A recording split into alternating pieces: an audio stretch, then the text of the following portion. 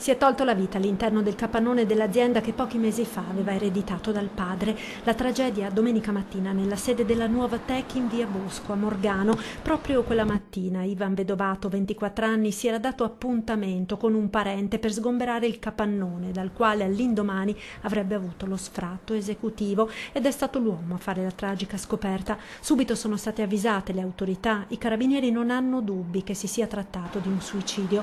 Il giovane ha lasciato un biglietto nel quale spiega le ragioni del gesto estremo, ragioni da ricercarsi nella difficile situazione economica nella quale versava l'azienda dopo la morte del padre, difficoltà delle quali Ivan Vedovato aveva accennato poco tempo fa all'imprenditore dell'azienda confinante. Mi ha parlato un po' di quello che gli è successo, insomma, che gli è morto il padre, che nella sua madre era separata, che viveva da solo e che per questa storia è stato un colpo tremendo per lui perché non sapeva cosa fare.